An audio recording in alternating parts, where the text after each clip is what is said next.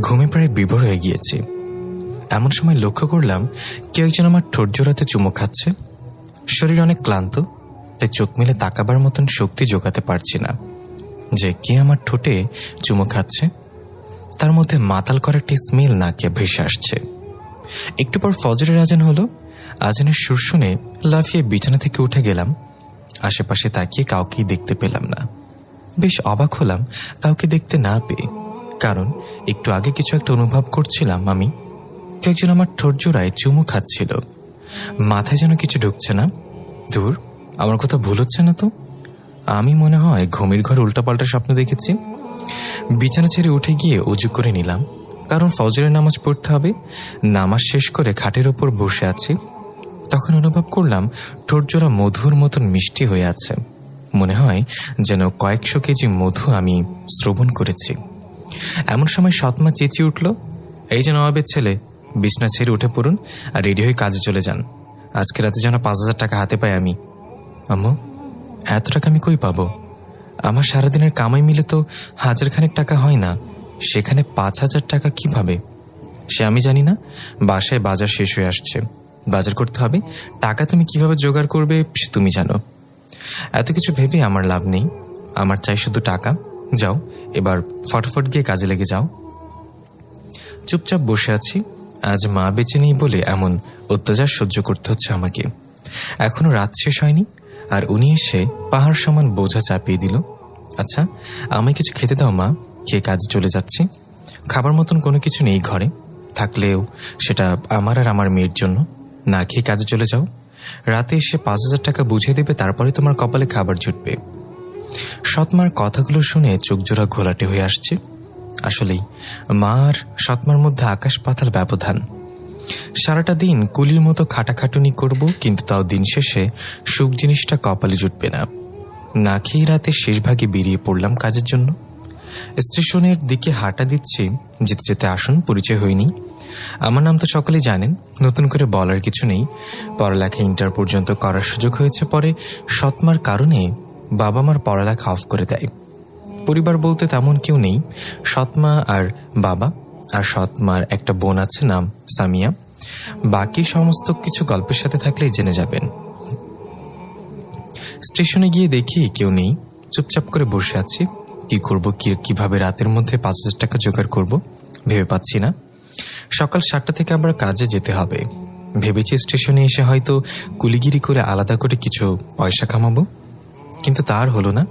এমন অল্প বয়সী একটা মেয়ে আমার দিকে এগিয়ে আসে। এই যে শুনছেন? হ্যাঁ বলুন। বলে মেয়েটার দিকে তাকাতে আমার চোখ জোড়া কপালে উঠে গেল। হাঁ করে মেয়েটার দিকে তাকিয়ে আছে। একটা মেয়ে এতটা সুন্দর কি করে হতে পারে, তা নিজের চোখে না দেখলে কখনোই বিশ্বাস করতে পারতাম না। মনে হচ্ছে জান্নাত থেকে পালিয়ে এসেছে। এই যে এমন করে কি দেখছেন? মেয়েটার কথায় হুঁশ ফিরে আসে। না কিছু না, আমার একটা উপকার করতে পারবেন? তার বিনিময়ে আপনার যত টাকা লাগে আমি দিয়ে দিব। জি, কি কাজ বলুন। আমাকে আপনার শহরটা ঘুরিয়ে দেখাবেন? সারা শহর ঘুরব, আর আপনি আমার সাথে থাকবেন। খুশিতে ভেতরটা ফেটে যাচ্ছে। যাক, বেশি না, 5,000 টাকা দাবি করব। আচ্ছা, কিন্তু 5,000 টাকা দিতে হবে আমাকে। ওকে, দেব। সেদিন আর কাজে গেলাম না। মেয়েটাকে নিয়ে সারা শহর ঘুরব। দিনের আলো ফুটেছে হালকা হালকা। একটা সিএনজি ঠিক করলাম। শুরুতে ওনাকে আমাদের শহরের সবচাইতে বড় পার্কটাতে ঘোরাবো। সিএনজিতে বসে আছি, ঠিক তখনই রাতে সেই মাতাল করে স্মেলটা নাকে আসলো। বেশ অবাক হয়ে তাকিয়ে আছে ওনার দিকে, কিছু বুঝলাম না। সিএনজিওয়ালা মামা পার্কের সামনে গিয়ে থামলো। উনি ভাড়াটা চুকিয়ে দিল। তারপর ওনাকে নিয়ে পার্কের ভেতরে ঢুকলাম। সবাই আমাদের দিকে হাঁ করে তাকিয়ে আছে, কারণ আমার জামা কাপড়ের ঠিক ঠিকানা নেই। তার উপরে উনি দামি জামা কাপড় পরে আছে। মানুষের মনে 1000টা প্রশ্ন ঘুরপাক খাচ্ছে। মানুষ হয়তো ভাবছে যে মেয়েটা আমার কিছু হয়। সারাদিন ঘোরাঘুরি করলাম ওনাকে নিয়ে। বিকেল বেলায় একটা রেস্টুরেন্টে গেলাম। খাবার খেয়ে যেই না বের হব, তখনই কয়েকজন ছেলে আমার পথ আটকায় আর ওনার সাথে অসভ্যতাম শুরু করে। এটা দেখে মেজাজ এতটা খারাপ হয়ে যায়, ছেলে একটারে গালে কষে একটা থাপ্পড় বসিয়ে দিলাম। বাকি অন্য একটা ছেলে এসে আমার হাতের মধ্যে ছুরি চালিয়ে দিল।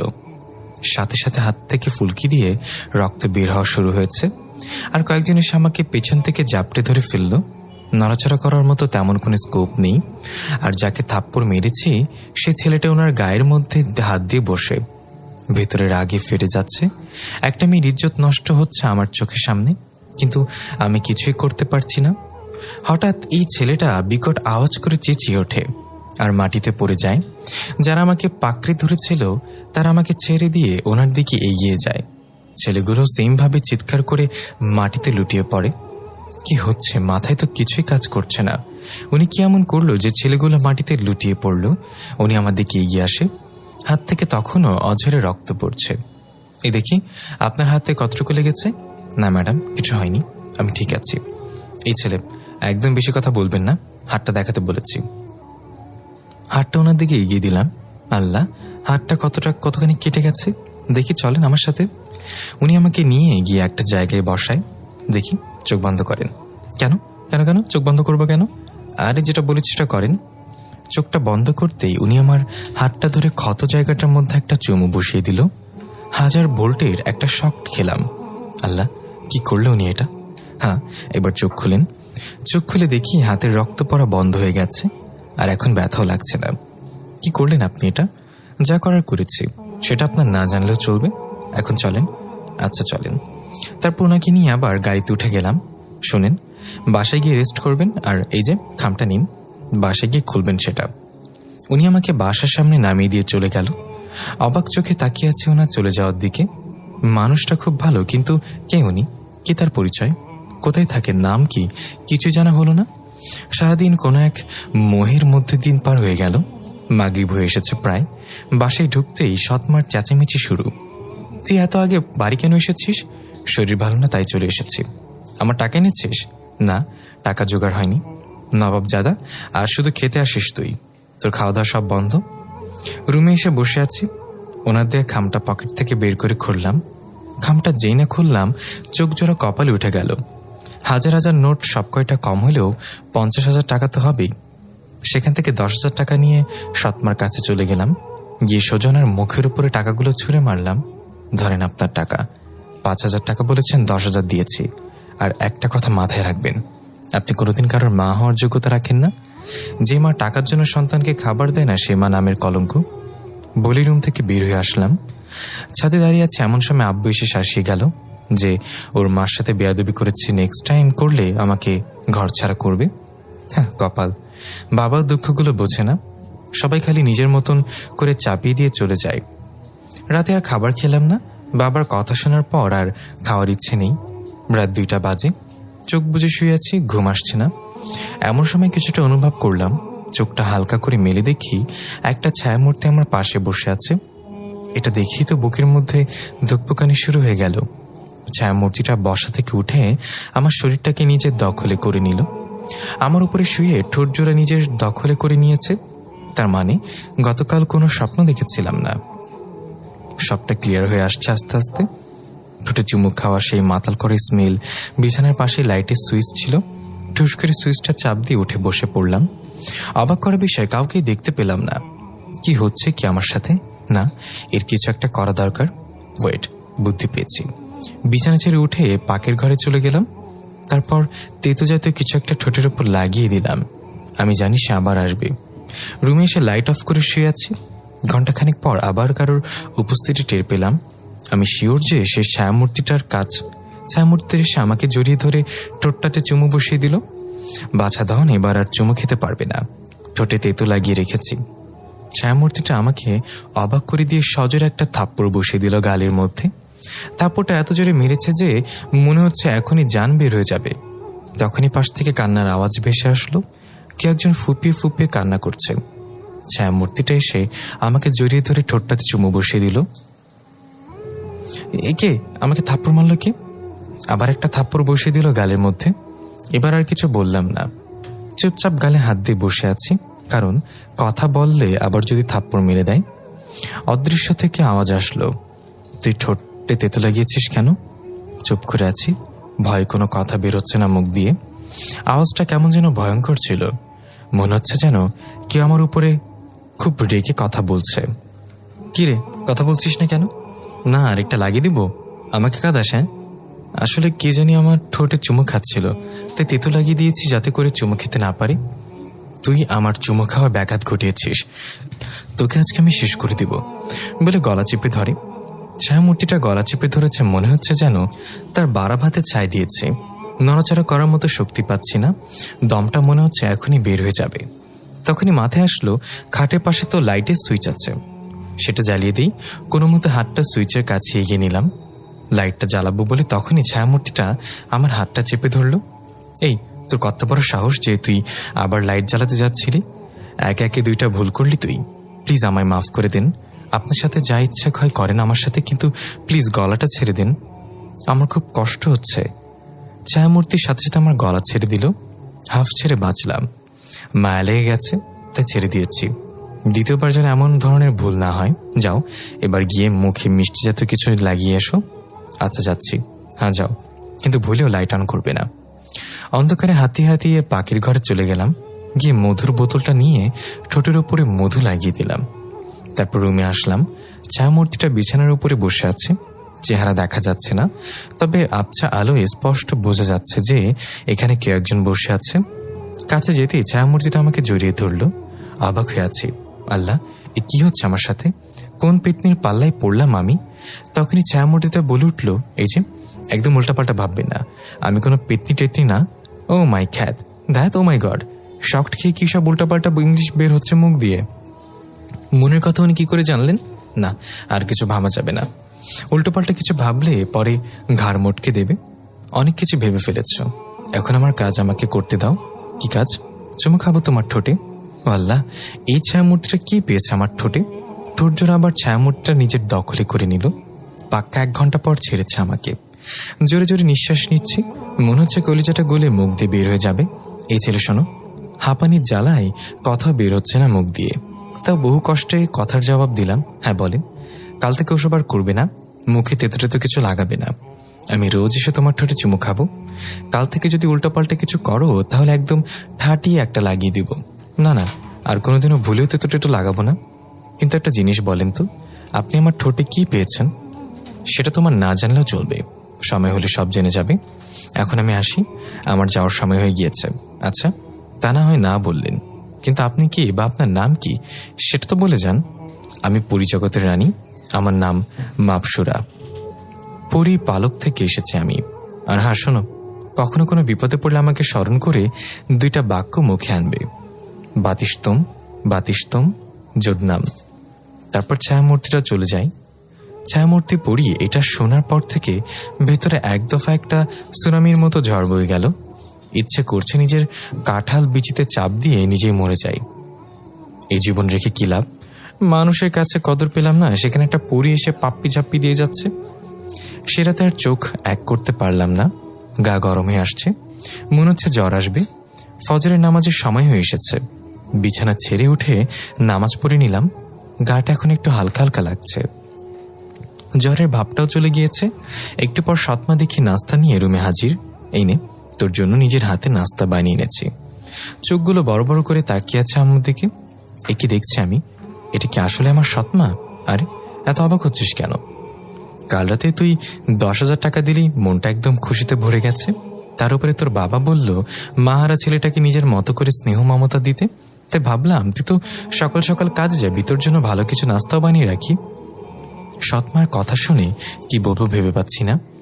দুনিয়ায় মানুষ আসলে বড়ই অদ্ভুত। চাহিদা পূরণ করতে পারলে সবার কাছে প্রিয় পাত্র হওয়া যায়। গতকাল সকালে খেতে পর্যন্ত দেয়নি, আর আজ চুপচাপ নাস্তা করে নিলাম। তারপর একটা রেস্টুরেন্টে গিয়ে কাজ করে বের হয়ে গেলাম, কারণ আজ সরাসরি ডিউটিতে যাব। স্টেশনে কাজের জন্য যেতে হবে না। ডিউটিতে যেতেই মালিক চেঁচিয়ে উঠল আমার উপরে, কিরে কাল আসিসনি কেন? মালিক, কালকে একটু বিজি ছিলাম তাই আসতে পারিনি। আমার কাছ থেকেও তোর কাজ বড় হয়ে গেছে, হ্যাঁ, যে বিজি ছিলি। ক্ষমা করে দিন মালিক, আর কোনোদিন এমন হবে না। এভাবে ক্ষমা করে দিলে বললে তো আর হবে না, তোকে আর সারাদিন ডিউটি করতে হবে। একটা পার্সেল দিয়ে বললো গ্রাহকের কাছে পৌঁছে দিতে। অমুক জায়গায় খাবারের পার্সেল অর্ডার করেছে। পার্সেলটা নিয়ে রওনা হলাম। হোন্ডা করে যাচ্ছি, এমন সময় চৌরাস্তার মোড়ে জ্যাম লাগে। 30 মিনিট যাবৎ জ্যামে আটকে আছি। আমার সামনে বরাবর একটা মাইক্রো, তার একটু আগে একটা বড় ট্রাক, যেটাতে গাছ দিয়ে ভর্তি। জ্যাম ছোটা মাত্রই গাড়ি গোড়া থেকে চলতে শুরু করে দেয়। হঠাৎ এই সামনে যে ট্রাকটা ছিল সেটার বাঁধন খুলে গাছের কয়েকটা বড় বড় টুকরো রোডের উপর পড়ে। আমার আগে যে মাইক্রোটা ছিল সেটা রানিংয়ে ছিল, যার ফলে গাছের টুকরোগুলো মাইক্রোটার উপরে গিয়ে আছড়ে পড়ে আর মাইক্রোটা 2-3 পাল্টি খেয়ে আমার হুন্ডা বরাবর এগিয়ে আসে। হায় আল্লাহ, আমি শেষ। আমি পুরো মাটির সাথে মিশে যাব। জীবনের শেষ নিঃশ্বাসটা মনে হয় এখনই ত্যাগ করব। এমন সময় মাপসুরার এর কথাটা মনে হয়। হঠাৎই দেখি মাইক্রোটা হাওয়ার উপর ভেসে আমার মাথার উপর দিয়ে চলে গেল। আমি থ হয়ে সেই দিকে তাকিয়ে আছি। তখন কেউ একজন পেছন থেকে আমার কাঁধে হাত রাখলো। এই, আপনি ঠিক আছেন তো? আমাকে স্মরণ করতে আর একটু দেরি করলেই তো ঘটনা খারাপ হয়ে যেত। পেছনে ফিরতে দেখি গতকালের সেই মেয়েটা। উনি এখানে কেন? আর মাপসুরা কোথায়? সেনা বলেছিল ওকে স্মরণ করতে সে চলে আসবে, কিন্তু সে তো আসেনি। ম্যাডাম, আপনি এখানে কেন? এখানে আমি কেন? মানে আমি না আসলে তোমায় কে বাঁচাতো? তার মানে আপনি মাপসুরা? হ্যাঁ, আমি মাপসুরা। এটা শুনে 1000 ভোল্টের একটা শক খেলাম।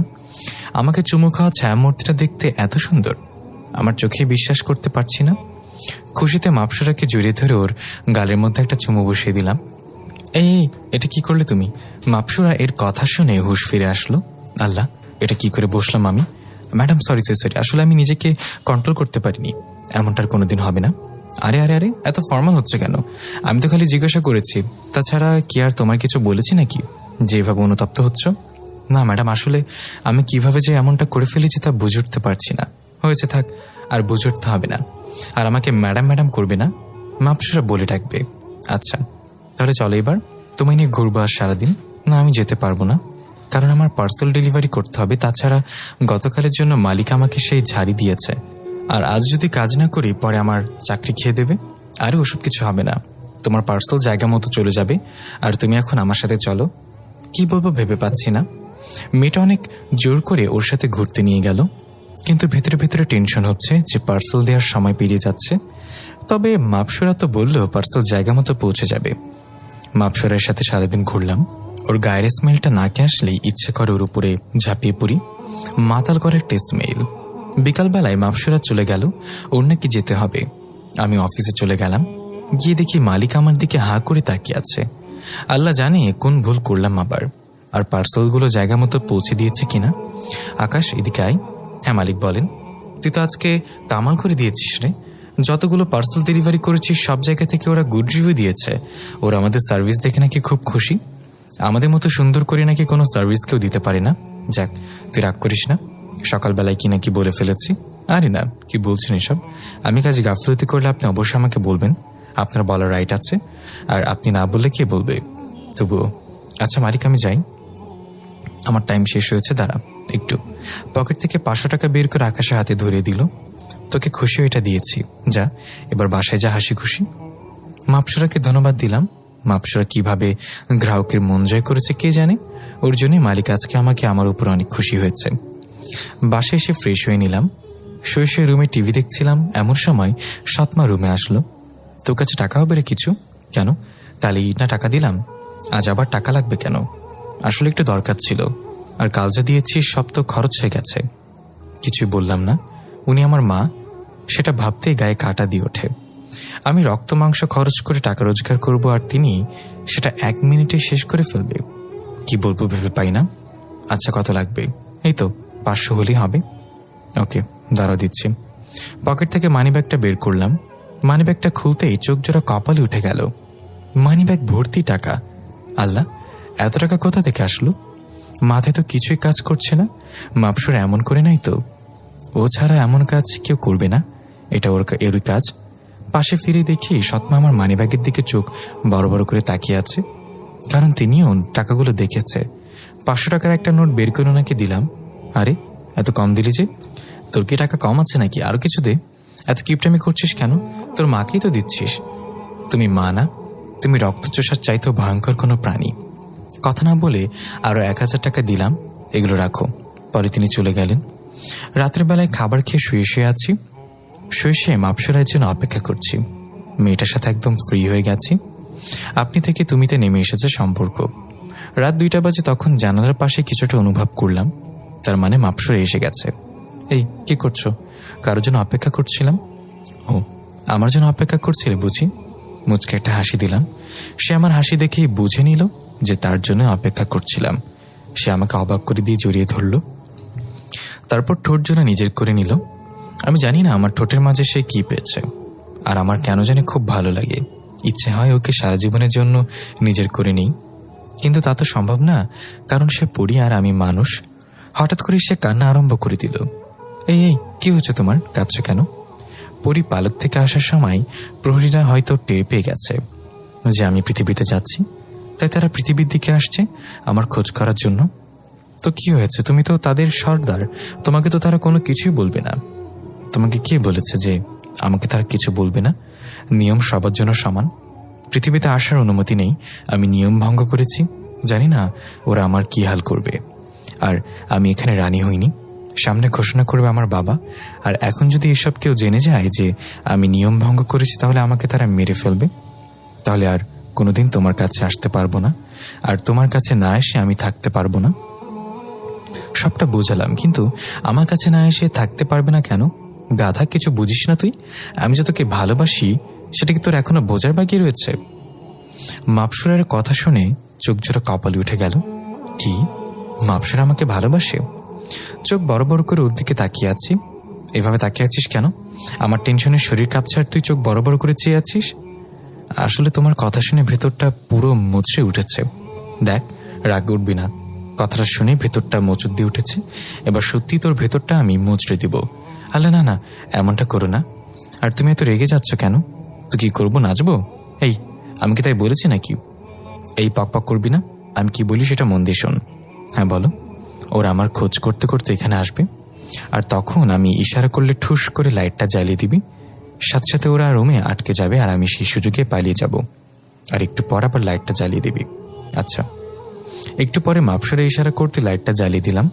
তখন দেখলাম দুটো বিড়াল খাটের নিচে দৌড় দিল। এটা দেখেই বুঝে গেলাম যে প্রহরীরা আটকে গেছে। একটু পর লাইট অফ করে দিলাম।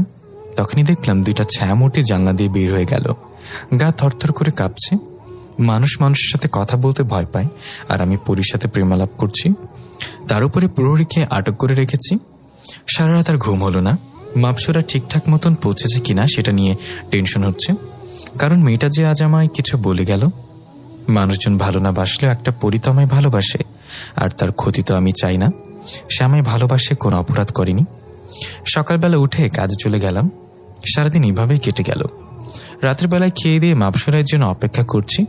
ফজরের আজান পর্যন্ত অপেক্ষা করেছি, কিন্তু সে আসেনি। টেনশনে ভেতরটা ফেটে যাচ্ছে, না জানি ওর কোনো বিপদ হয়েছে কিনা। এভাবে 3 দিন কেটে গেল, কিন্তু মাপসুরের কোনো দেখা নেই। কেমন যে লাগছে তা বলে বোঝাতে পারবো না। দুনিয়াদারি পুরো অন্ধকার লাগছে, কোনো কিছুতেই স্বস্তি পাচ্ছি না। রাতের বেলায় শুয়ে আছি, চোখের কোণ বেয়ে কেন জানি জল বের হচ্ছে। ইচ্ছে করছে চেঁচিয়ে কাঁদার জন্য, কারণ পৃথিবীতে মায়ের পরে এই প্রথম কোনো একজন আমাকে ভালোবাসলো, আর আজ সেও আসছে না। কাঁদতে কাঁদতে ঘুমিয়ে গেলাম। হঠাৎ করেই খুব জোর বাতাস শুরু হলো। জানলাগুলো ঠুসঠাস বাড়ি খাচ্ছে, মনে হচ্ছে যেন তুফান হবে। জানলা বাড়ি খাওয়ার শব্দে ঘুমটা ভেঙে গেল। শোয়া থেকে উঠে বসে পড়লাম। তখনই দেখতে পেলাম জানলা দিয়ে হুড় হুড় করে কয়েকটা ছায়ামূর্তি প্রবেশ করলো। একজনের হাতে লাঠি জাতীয় কিছু একটা ছিল, যেটা আগুনের মতন জ্বলজ্বল করছিল। অনুমান করলাম লাঠি হবে হয়তো। সেটা দিয়ে ধ্রম করে একটা বাড়ি বসিয়ে দিল আমার পিঠের মধ্যে। বাড়ি খেয়ে সাথে সাথে বিছানা থেকে মাটিতে পড়ে গেলাম আর শাড়ির মতো চেঁচাতে লাগলাম। হঠাৎ করে খুব জোর বাতাস শুরু হলো। জানলাগুলো ঠুসঠাস বাড়ি খাচ্ছে, মনে হচ্ছে তুফান হবে। জানলা বাড়ি খাওয়ার শব্দে ঘুমটা ভেঙে গেল। শোয়া থেকে উঠে বসে পড়লাম। তখনই দেখতে পেলাম জানলা দিয়ে হুড় হুড় শব্দ করে কয়েকটা ছায়ামূর্তি প্রবেশ করল। একজনের হাতে লাঠি জাতীয় কিছু একটা ছিল, যেটাতে আগুনের মতো জ্বলজ্বল করছিল। অনুমান করলাম যে লাঠিটা হবে হয়তো সেটা দিয়ে ধ্রাম করে একটা বাড়ি দিল আমার পিঠের মধ্যে। বাড়ি খেয়ে সাথে সাথে আমি বিছানা থেকে মাটিতে পড়ে গেলাম আর সারের মতো চেঁচাতে লাগলাম। অবাক করার বিষয় হচ্ছে যে এত জোরে চেঁচালাম, কিন্তু বাবা মা কেউ আসলো না। ব্যথায় মনে হচ্ছে দমটা যেন বের হয়ে যাবে। তখনই ছায়ামূর্তিগুলো মানুষের রূপ ধারণ করলো, কিন্তু কারো চেহারায় বোঝা যাচ্ছে না। ধবধবে সাদা চেহারাগুলো, আর একজনের হাতে আগুনের লাঠিটা। এটা দেখে তো কলিজা শুকিয়ে গেছে। দেখে মনে হচ্ছে যে এটা কোনো সাধারণ লাঠি না। তখন একজন বলে উঠল, কিরে, তুই নাকি মাপসুরাকে ভালোবাসিস? চুপ করে আছি। কথা বলছিস না কেন? না, তোর চোখগুলো উঠে নেব। না না, প্লিজ এমনটা করবেন না। হ্যাঁ, আমি মাপসরাকে ভালোবাসি। তুই কি জানিস কেউ আর কোন দুঃসাহসকে ভালোবেসেছিস? আমি শুরুতে ভালোবাসিনি, সে আমাকে বলেছে যে সে আমায় ভালোবাসে। তারপর থেকে আমি তাকে নিয়ে ফিল করা শুরু করি। দেখ, তোকে বেশি কিছু বলবো না, তবে একটু বলবো যে মাপসরের সাথে তোর যায় না, কারণ সে পরিয়ার্থী মানুষ। তার থেকে বড় কথা হচ্ছে সে পরিপালকের উত্তরাধিকারী, সে ভবিষ্যৎ রানী পরিপালকের।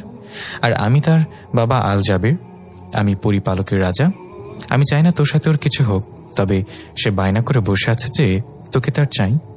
বাবা হয়ে মেয়ের স্বপ্ন অপূর্ণ রাখবো তেমন বাবা আমি নই। হ্যাঁ, তবে তুই যদি আমার দেখানো পন্থা অবলম্বন করিস তাহলে তুই মাপসরাকে পাবি, তোর পরি হয়ে যেতে হবে, আর তোকে আমাদের জগতে চলে যেতে হবে। না না, আমি এটা পারবো না। আমি আমার মা বাবাকে ছেড়ে কোথাও যাব না। তবে আমি মাপসরাকেও চাই, কিন্তু আমি পরি হতে পারবো না। তাহলে তোর ভালো, তুই বোঝ। তবেই তোকে কিছুটা সময় দিলাম ভাবার জন্য, ভেবে চিনতে পরে জবাব দিস। এখন আমাদের সময় আমাদের যাওয়া দরকার। আর হ্যাঁ, তোকে আসার সাথে সাথে লাঠিটা দিয়ে বাড়ি মেরেছি কেন জানিস? জানিস তো? তাহলে শোন। বাড়ি মারার তোর সমস্ত খেয়াল ছিল তোর শরীরের দিকে, আর আমার সেই সুযোগে আমাদের রূপ পরিবর্তন করে নিয়েছি। না হয় তুই যদি আমাদের রূপ পরিবর্তন করা দেখতেই, তাহলে তোর চোখ অন্ধ হয়ে যেত, তাই এমনটা করতে হয়েছে।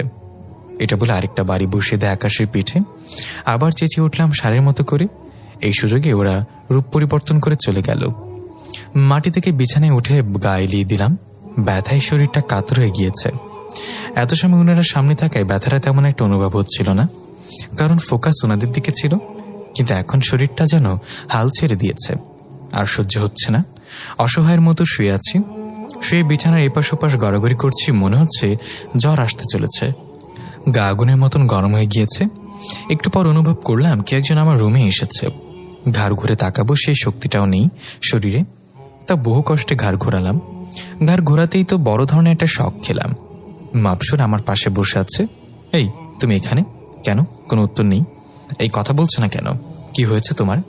সাথে সাথে মাপসরা হু হু করে কান্না করে দিল। আল্লাহ, এই কান্না করছো কেন? এই, তুই চুপ, একটা কথা বলবি না, চুপ করে শুয়ে থাক। মাপসরের কান্না দেখে নিজেরই খারাপ লাগছে। মেয়েটা কান্না করছে কেন? সে আমাকে অবাক করিয়ে দিয়ে আমার গা থেকে শার্টটা খুলে ফেলল। এই, কি করছো তুমি? তোকে বলেছি চুপ থাকতে, বেশি বকবক করতে না করেছি? রাগুটাপিত চোখ দুইটা নিয়ে নেব তোর। আল্লাহ, কি করছি আমি? তুমি এত রেগে আছো কেন? ঠাস করে থাপ্পড় বসিয়ে দিল আকাশের গালে। হা করে তাকিয়ে আছে মাপসরার দিকে। এই, তোকে একটা কথা কতবার বলতে? হ্যাঁ বলেছি, হ্যাঁ, চুপ থাকতে। এবার আর কোনো কথা বললাম না। এবার তো থাপ্পড় মেরেছে, আল্লাহ জানে রাগের মাথায় পরের বার কি করবে। মাপসরা আমার শার্টটা ফুলের উপর ছুঁড়ে মারল, তারপর আমার পিঠের মধ্যে চুমু খেতে আরম্ভ করলো। যেখানে ওরা আমাকে মেরেছিল চুমু খাচ্ছে আর ফুপিয়ে ফুপিয়ে কান্না করছে। এই লক্ষ্মী পরি আমার কান্না করে না। তোকে আব্বু কত জোরে মেরেছে, একদম মায়া দেওয়া নেই ওনার মধ্যে। আমার কলিজাকে মারে। হ্যাঁ, আরেকবার খালি আমার কলিজার গায়ে হাত দিয়ে দেখুক, পুরো পরিপালক সহ কাঁপিয়ে ফেলবো আমি। আমার নামও মাপসরা। এ আকাশ, তোমার শরীর খুব ব্যথা করছে তাই না? এই, না না, একদম না। একটু আগে করছিল, তুমি যখন চুমু খেলে তখন আর কি সমস্ত ব্যথা কোথায় যেন উধাও হয়ে গেছে। আজকের পর তোমার গায়ে যে হাত দেবে তার অবস্থা আমি খারাপ করে দিব, চাই সে যে হোক আমার বাবা। মাপসরার কথা শুনে ওর সাথে বুকের সাথে টেনে নিলাম। জানো মাপসরা, তোমার মতন আমাকে কোনোদিন কেউ ভালোবাসেনি। আমি তোমাকে কখনো হারাতে চাই না, আমিও চাই না তোমাকে হারাতে। আমার তোমাকেই চাই, কিন্তু একটা জিনিসের জন্য তোমাকে আপন করতে পারছি না। কি সেটা? তুমি মানুষ আর আমি পরি। এই গণ্ডিটা পার হতে পারলেই আমরা এক হয়ে যাব। সেটা কিভাবে পার হবে? তুমি পরি হয়ে যাও। মাপসরার কথা শুনে ভেতরটা ছ্যাদ করে উঠল। কি বলল সেটা? পৃথিবীতে থাকার কোনো উৎসন হয়তো নেই, কারণ কেউ তো আমায় ভালোবাসে না, মা বাবা কেউ না। কিন্তু দুনিয়ায় তো একটা মায়া আছে। সবকিছু ফেলে কিভাবে পরি হব আমি? না, এটা হব না আমি। এই, কি ভাবছো? হবে তো তুমি পরি। আমাকে একটু ভাবার জন্য সময় দাও। আর এখন এসব কথা রাখো। অনেকদিন পর তোমায় কাছে পেয়েছি, মন ভরে দেখতে দাও। আচ্ছা নাও দেখো। মাপসরাকে বুকে নিয়ে শুয়ে আছি। সে একটু পরপর শরীরে চুমু খাচ্ছে, কখনো ঠোঁটে কখনো বুকে, যা ইচ্ছা হচ্ছে তাই করছে। একটু পর, এই, আমরা না চলে যেতে হবে? বাবার সাথে রাগারাগি করে তোমার কাছে এসেছি, এখন না গেলে পরে ঝামেলা করবে। আচ্ছা ঠিক আছে, যাও। চোখ বন্ধ করো, আমি যতক্ষণ না বলবো তুমি চোখ খুলবে না। আচ্ছা নাও, চোখ বন্ধ করলাম। সে আমার ঠোঁটের মধ্যে একটা চুমু দিয়ে হাওয়া হয়ে গেল। অদৃশ্য থেকে একটা আওয়াজ আসলো যে এবার চোখ খুলো। চোখ খুলে কাউকেই দেখতে পেলাম না। শুয়ে শুয়ে ভাবছি যে করেই হোক মাপসুরাকে আমার চাই, কিন্তু সে যে বলল পরি হওয়া ছাড়া তাকে নিজের করা যাবে না। কিন্তু আমি তো দুনিয়ার মায়া ত্যাগ করব না। হ্যাঁ, ওকে আমি ভালোবাসি, কিন্তু আমি তো আমার পৃথিবীটাকেও ভালোবাসি। আল্লাহ, কি করবো আমি এখন? তখনই আমার মাথায় আসলো, আরো আপুর কথা, যে আমার সবচেয়ে কাছের মানুষ, আপন বোনও মনে হয় ওর চেয়ে বেশি দেখভাল করতে পারবে না আমার। ছোট থাকতেই মা বাবাকে হারাই, তারপর আম্মু তাকে আমাদের ঘরে নিয়ে আসে। আম্মু কখনো দুজনকে আলাদা চোখে দেখতো না, নিজের মেয়ের মতোই দেখত। কিন্তু আম্মু মারা যাওয়ার পর আব্বু সৎমাকে বিয়ে করে, আর তিনি আপুর বের করে দেন তিনি আপুকে। সে আলাদা থাকে কিন্তু সবসময় আমার দেখভাল করে। রাতের বেলা আপুকে ফোন দিলাম, 2 বার রিং পড়তে আপু রিসিভ করলো। কিরে ভাইয়া, তুই এত রাতে ফোন দিলি যে, কোনো সমস্যা হয়েছে নাকি? হ্যাঁ আপু, অনেক বড় সমস্যা। ভাই তুই ঠিক আছিস তো? তোর কিছু হয়নি তো? আরে না, তেমন কিছু না, আমার কিছুই হয়নি, তবে একটা সমস্যা হয়েছে, সেটা তোকে সামনাসামনি বলবো। সকালে বাসায় আসবো আমি। আচ্ছা ঠিক আছে। তারপর ফোন রেখে দিলাম। আপুকে বলে দেখি সমস্ত ঘটনা। আমি জানি আপু এর কোনো হাল বের করে দেবে। সকালবেলায় ঘুম থেকে উঠে চলে গেলাম আপুর বাসায়। শুক্রবার ছিল, তাই অফিস বন্ধ। যাক, সময়টা একটা পারফেক্ট হয়েছে। আরও আপুকে সবটা খুলে বললাম। সে আমার দিকে চোখ বড় বড় করে তাকিয়ে আছে। আপু তুই এইভাবে তাকিয়ে আছিস কেন? শেষমেশ তুই পরীর সাথে প্রেম করে বসলি। দুনিয়ায় মেয়ের অভাব ছিল? হ্যাঁ আপু, প্লিজ এভাবে বলিস না, আমি ওকে খুব ভালোবাসি। প্লিজ তুই একটা কিছু কর। আচ্ছা দাঁড়া তুই, আমি রেডি হয়ে আসছি, তোকে একজনের কাছে নিয়ে যাব। আপু রেডি হয়ে আসলো। তারপর আপু আমাকে একটা কবিরাজের কাছে নিয়ে গেল। ওনাকে সমস্তটা খুলে বললাম। এখন তুমি কি করতে চাও? আমি চাই সে আমার সাথে দুনিয়ার সংসার করুক, আমি যেন পরি হতে না হয় আমার, আর আমি তার দুনিয়াতে যেতে চাই না। কিছুটা সময় দাও আমাকে, আমি মন্ত্রের বইটা খুলে দেখি। ওকে। উনি মন্ত্রের বইটা খুলে কি যেন ঘাটাঘাটি করলো। একটু পরে এসে বলল, দেখো একটাই উপায় আছে, তবে সেটা খুবই কঠিন। এই একটা উপায়টা, এটা যদি করতে পারো তাহলে সে তোমার সাথেই দুনিয়াতে থাকবে, না হয়তো সে চিরদিনের জন্য তোমার থেকে দূরে চলে যাবে। ওকে ঠিক আছে, আমি রাজি, কারণ একটা রিস্ক তো নিতেই হবে। সবকিছুতে নিজের ফ্যাসিলিটি খুঁজলে তো আর হবে না। তিনি আমাকে একটা উপায় বলে দিল, আর একটা পানি পড়া দিল, যেটা কাজ করার পর ওর মুখে ছিটিয়ে দিতে বলল, না হয় ওর নাকি খুব কষ্ট হবে। কবিরাজকে হাদিয়া দিয়ে আপুর সাথে বাসায় চলে আসলাম। আপু আপুর বাসায় চলে গেল, আর আমি আমার বাসায়। রাতের বেলায় মাপসুরের জন্য অপেক্ষা করছি, কখন সে আসবে। অপেক্ষার অবসান ঘটিয়ে রাত 2টো বাজে আসলো। এসে আমাকে জড়িয়ে ধরল, জড়িয়ে ধরে বুকের উপরে শুয়ে আছে। কি করে আমার কলিজাটা? এই তো তোমার কথা ভাবছিলাম। কবিরাজের কথা মতন জিনিসটা বালিশের পাশে রেখে দিয়েছিলাম। সুযোগ পেতেই মাপসুরার চুলগুলো মুঠো করে ধরে কাঁচি দিয়ে ক্রাশ করে কেটে ফেললাম। মাপসুরা সজোর এক চিৎকার মারল। সাথে সাথে পাশের রুম থেকে সৎমা উঠে দৌড়ে আসলো, আর মাপসুরা আমার বুক থেকে সরে গিয়ে ফ্লোরের মধ্যে সাপের মতন গড়াগড়ি করতে আরম্ভ করছে। জিনিসগুলো বালিশের পাশে রেখে দিয়েছি। সুযোগ পেতেই মাপসুরার চুলগুলো মুঠো করে ধরে কেটে ফেললাম। কবিরাজের দেয়া পানিটা মাপসুরার শরীরে ছিটিয়ে মারলাম। সাথে সাথে সে মানুষের রূপে ধারণ করলো। সৎমা এসে দেখে একটা মেয়ে ফ্লোরের উপরে পড়ে আছে, আর আমি পাশে দাঁড়িয়ে আছি। তিনি আমার দিকে হা করে তাকিয়ে আছে। কি করব ভেবে পাচ্ছি না। মাপসুরাকে তো মানুষ বানিয়ে ফেললাম, কিন্তু আমাদের কিভাবে বুঝাবো? আকাশ, কি হচ্ছে এখানে? আম্মু আসলে থাকার বলতে হবে না, আমি সবটা জেনে গেছি। আমার সেদিন সেই অবাক লেগেছিল, যেদিন তোর পকেটে অতগুলো টাকা দেখলাম। তোর কাছে তো এতগুলো টাকা থাকার কথা না, আর আমি এটাও জানি যে তুই কখনো অন্যায় কাজ করবি না। হ্যাঁ, আমি তো সৎমা তোর উপর অত্যাচার করি, কিন্তু এই ভরসাটুকু আমার আছে তোর উপরে যে তুই কোনোদিন উল্টাপাল্টা কিছু করবি না। সেদিন থেকে তোর উপরে আমার নজর ছিল, আর রোজ রাতে তোর রুমের পাশে আমি দাঁড়িয়ে থাকতাম। তুই কার সাথে কি কথা বলিস সবটাই আমি জানি, আর এই মেয়েকে সেটা আমি জানি। থাক, আমি আর এখন এত কথা বলতে চাই না। কাল সকালে রেডি হয়ে থাকবে, আমি নিয়ে গিয়ে তোদেরকে বিয়ে পড়িয়ে দেব। সৎমার কথাগুলো শুনে চোখটা কপাল উঠে গেল। এই তো দেখি ভূতের মুখে রাম রাম। যেই মা আমাকে সহ্য করতে পারতো না, সেই মা আজ এত কর্তব্য দেখাচ্ছে। না সেটাও টাকার লোভে পড়ে করছে, কে জানে। দূর, এত কিছু ভেবে লাভ নেই। এখন মাপসরার কি করব সেটা নিয়ে ভাবি। ওকে আম্মু, রেডি হয়ে থাকবো। তিনি চলে গেলেন, আর আমি মাপসরাকে ফ্লোর থেকে উঠিয়ে নিয়ে বিছানায় শুয়ে দিলাম।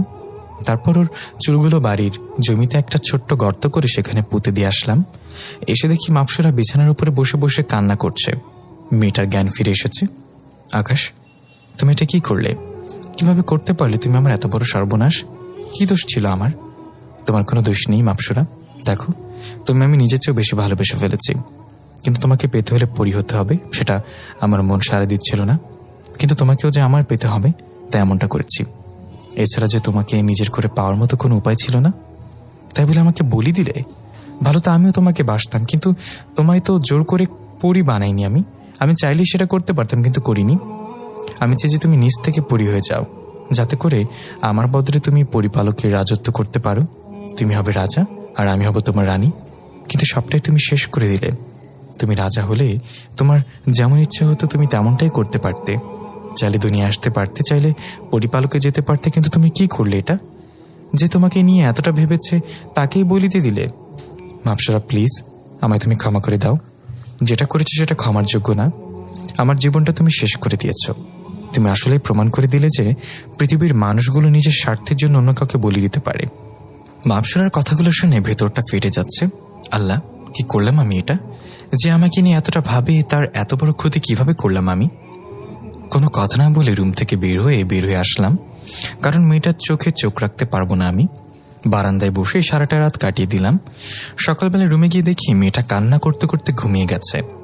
একটু পর সৎমে এসে বলে গেল রেডি হয়ে থাকতে দুজনে। মাপসরাকে ঘুম থেকে উঠে রেডি হতে বললাম। সেও চুপচাপ রেডি হয়ে নিল, একটাও কথা বলল না। মেয়েটা কেমন যেন মনমারা হয়ে গেছে। অবশ্য তার কারণটা আমার অজানা নয়। থাক, এখন এত কিছু ভেবে লাভ নেই। গিয়ে রেডি হয়ে নিই। রেডি হয়ে আব্বু, আম্মু, আমি, মাপসরা সবাই মিলে একটা কাজের কাছে গেলাম। আব্বুকে হয়তো আম্মু রাতেই সবটা বলে দিয়েছে, তাই ওনার কোনো রিয়াকশন নেই। আমাদের বিয়েটা হয়ে গেল। মাপসরাকে নিয়ে বাড়িতে চলে আসলাম। মেয়েটা সারাদিন আমার সাথে একটা শব্দও করেনি এবং কথা বলে নাই। আশেপাশের লোকজন এসে নতুন বউকে দেখে যাচ্ছে। আম্মা আব্বু সবাইকে মিথ্যা বলেছে যে মেয়ের বাড়ি অমুক জায়গায়। অবাক করা বিষয় হচ্ছে, যেই মাপসরাকে দেখেছে সেই তার চোখ ফেরাতে পারছে না।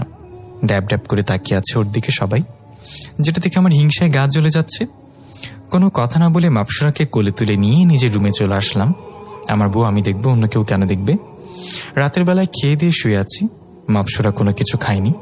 হাজারবার বলেছি খেতে, কিন্তু কোনো রেসপন্স করেনি, তাই জোরাজোরি করিনি।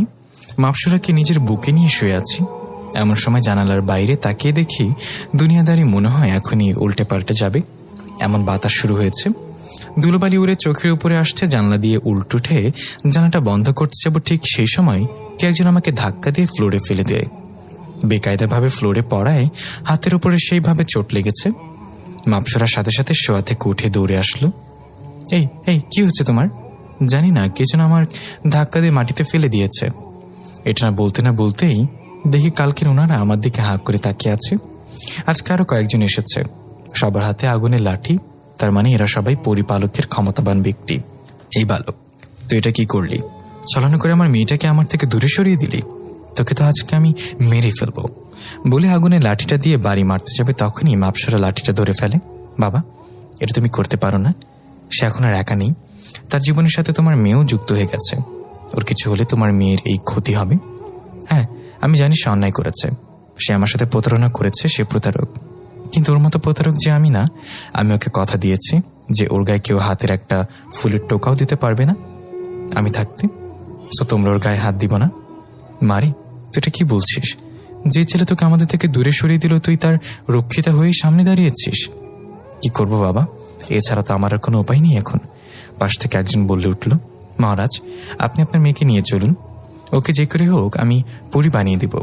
এত সাধনা, এত মন্ত্রবিদ্যা অর্জন করার পরে যদি সেটা কাজে খাটাতে না পারি, তাহলে সেই সাধনার দাম নেই। মহারাজ, আপনি কারো কথা না শুনে মাপসরাকে নিয়ে চলুন। লোকটার কথা শুনে বুঝতে বাকি রইল না যে সে পরিপালকের পণ্ডিত। সে এখনই বলল, কি আমার মাপসরাকে নিয়ে যাবে? ওর কত বড় সাহস! তুই যত বড় জাদুঘর হোস না কেন, সেটা পরিপালকের, কিন্তু দুনিয়ার বুকে তুই কিছুই না। আমার কলিজাকে নিয়ে যাওয়া তো দূরের কথা, হাত লাগিয়ে দেখা তো পারলে। মারে, তুই চল আমাদের সাথে। পণ্ডিত মশাই তোকে আবার পরি বানিয়ে দেবে। চুপ করে দাঁড়িয়ে আছে মাপসরা। আরে মহারাজ, এত কিসের কথা? সোজা নিয়ে চলুন তো বলে মাপসরার হাত ধরে ফেলে। পণ্ডিত, তুই তো সীমা পার করে ফেলেছিস। আমার কলিজাকে নিয়ে যেতে চাস তুই? নিজেকে আর কন্ট্রোল করতে পারলাম না, দৌড়ে গিয়ে পণ্ডিত বরাবর একটা লাথি বসিয়ে দিলাম। সে সোজা আছড়ে গিয়ে মাটির উপরে পড়ল। দেখি কার কত বড় সাহস যে আমার কলিজাকে আমার থেকে নিয়ে যাবে। মাপসুরাকে টেনে টেনে এনে নিজের বুকে নিয়ে নিলাম। পণ্ডিত লাথি খেয়ে এখনো মাটিতে পড়ে আছে।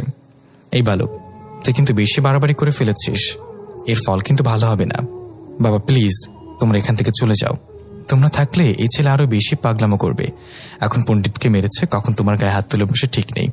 প্লিজ তোমরা চলে যাও। মাপসুরার কথায় ওর বাবা আর বাকি সকল যারা ছিল সবাই চলে যায়। আকাশ, তুমি কাজটা ঠিক করলে না পণ্ডিতকে মেরে।